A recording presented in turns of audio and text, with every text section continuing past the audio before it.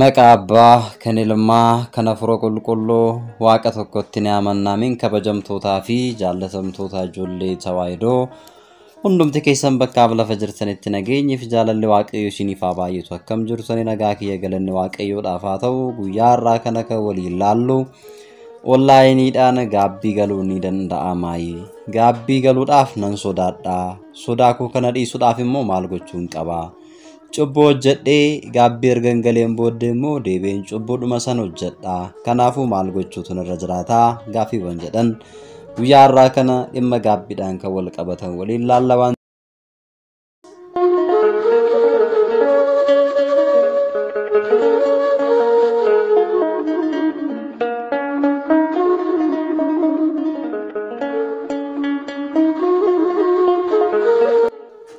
Bilbilaan gaabbii galuun ni danda'ama.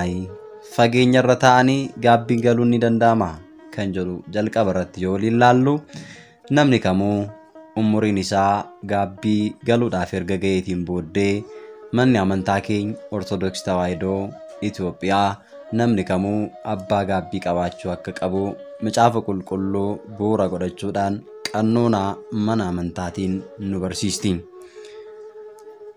Haa ta'u malee egaa jireenya fooyya'aa jiraachuudhaaf jireenya ofii haala adda addaatiin adeemsisuudhaaf jecha namoonni biyya keessaatii gara biyyoota adda addaa iddoo garaagaraatti kan godaanan, biyyoota akka Ameerikaa, kan akka Awurooppaa, Eeshiyaa, biyyoota Arabaa adda addaatti godaanuudhaan kan jiraatan kiristaanonni hedduun ni jiru.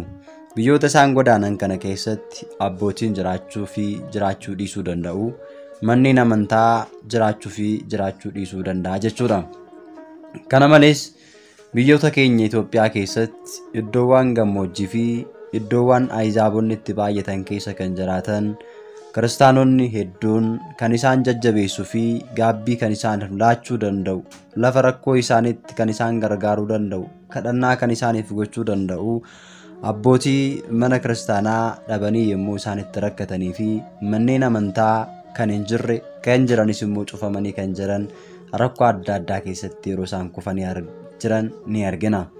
Kanaaf akka mana amantaa keenyaatti hojii fayyisuu mucaa namaadhaaf dursa kan laattamuu qabu macaafni qulqulluun kan nu barsiisu hojii fayyisuu yookiin immoo hojii fayyinaa irrattidha.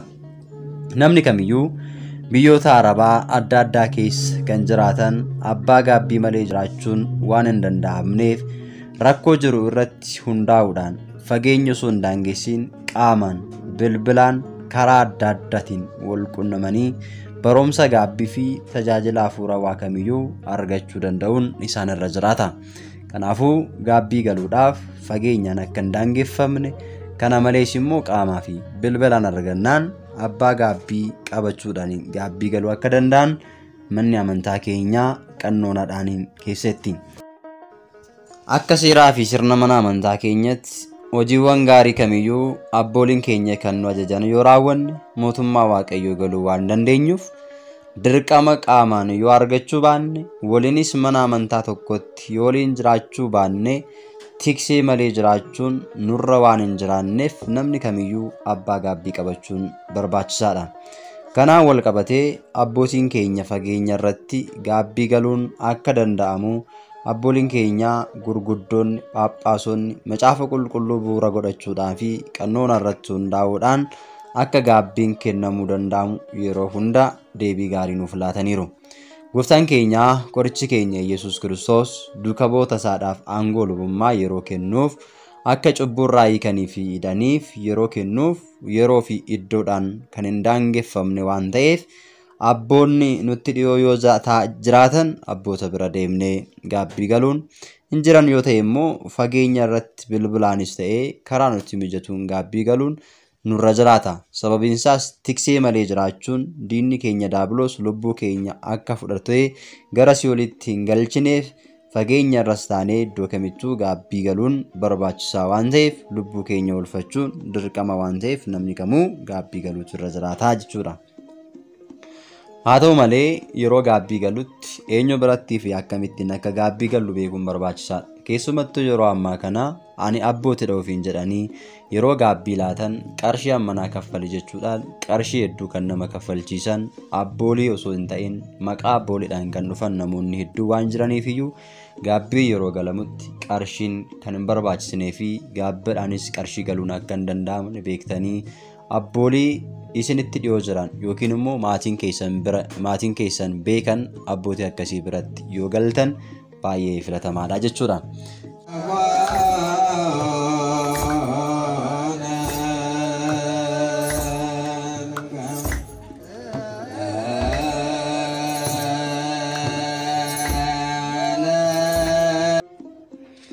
Gara gaafii keenyaa isa lammaffaatti gaafa darbinu gaafiin lammaffaan akkana jedha.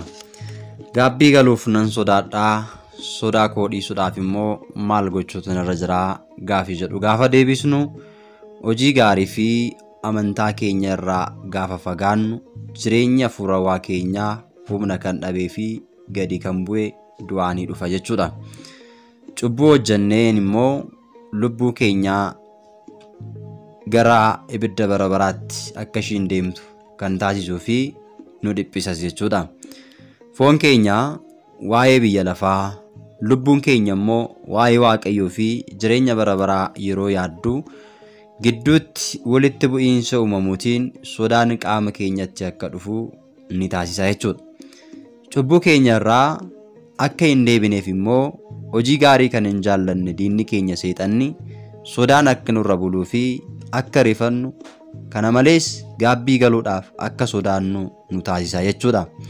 Kanaafuu sodaachuun hojii diinummaa daabiloos waan ta'eef Waaqayyo immoo Waaqa dhiifamaa fi jaalalaa cubbuun kan kufan kan kaasu bakka bannee barbaadee kan nu waamu waan ta'eef kan nu mormu hafuura hamaa diina keenya daabiloosii mo'achuudhaaf gara abbaa gaabbii keenyatti dhufnee gaabbii galuun hojii hammeenya irraa fagaannee hojii gaarii duukaa bu'uu fi qulqullummaan jiraachuun barbaachisaa akka ta'e macaafni qulqulluun nutti dubbata.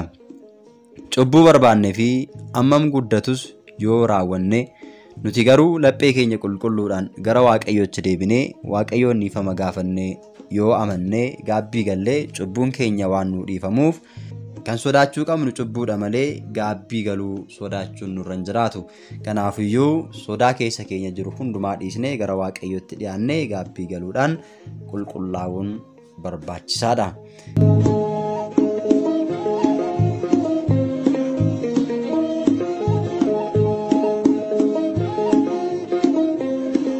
Gaafii sadaffaan cubbuu hojjedhee gaabbii ergan galeen booddee deebi'eetuman cubbuu sana hojjedha. Kanaaf maal gochuun qabaa kan jedhu gaafii ka'eef immoo hunda dursa hubachuu kan qabnu namni kamuu gaabbii erga galee qulqullaa'ee booddee cubbutti kufuun adeemsa jireenya nama foonummaa uffate hundaati. Gooftaan keenya Yesuus Kiristoos cubbuu keenya baatee dhiiga isaa qulqulluu sana erga dhangalaasee du'ee ilkee du'aa moo'ee erga du'aa ka'een booddee dukkana cubbuu fi ilkee du'aa sana nurraa cabsee dhiiga isaa qulqulluudhaaniin jireenya bara baraa akka argannuu fi gara jireenyatti nu dabarseera. Mucaan namaa garuu oolmaa Waaqayyoo dagachuudhaan cubbuu hojjetee Waaqayyoo ni gaddisiisuu hin dhiifne. Abbaan dhiifamaa Waaqayyo Gooftaan keenya Yesuus Kiristoos garuu ammas mucaan namaa cubbuu irraa akka deebi'uu fi bara dhumaa sanatti immoo mootummaa isaa akka hin dhaallee fi firdiin bara dhumaa akka isatti hin faradamneef cubbuu keenya irraa qulqulloofnee gara isaatti deebinee gaabbii akka galluuf Waaqayyo Gooftaan karaa gaabbii ittiin galluu fi gaabbiidhaan akka qulqullaa'uu dandeenyuuf gaabbii nuuf laatee jira jechuudha. Kanaan wal qabatee yeroo tokko tokko ni kufna, yeroo tokko tokko immoo ni kaana. Kanaaf kun nama tokko qofa irratti kan mul'atu waan hin taaneef abdii kutuu dhiifnee cubbuun du'aa akka nutti fidu beeknee gaabbiin immoo madaa cubbuu keenyaa akka fayyiftuu fi qoricha lubbuu keenyaa akka taate beeknee cubbuu irraa fagaannee kadhannaadhaan, tsoomaan, sagadaan, gaabbii galuudhaan jireenya hafuurawaa keenyan cimuudhaan diina keenya daabiloosiin injifannee mootummaa isaa dhaaluudhaaf fooniif dhiiga Waaqayyoo fudhannee hanga dhumaatti amantaa kiristaanummaa keenya isa dhugaatti cimnee kiristaana dhugaa taanee jabaachuudhaan mana qulqullummaa isaa keessa deddeebi'uun mootummaa isaa dhaaluudhaaf of qopheessutu nurra jiraata. Kanaafiyyuu jireenya hafuurawaa keessatti kan nurraa barbaachisu isa kana malee gara booddeetti deebi'uun akka nurraa hin jiraanne macaafni qulqulluun nu barsiisa. Barnoota irraa kana keessatti waa hedduu akka barattan abdiin qaba. Viidiyoo kan biraatiin hanga walitti deebinutti nagaan turaa. Wasbaata Egzaabeer.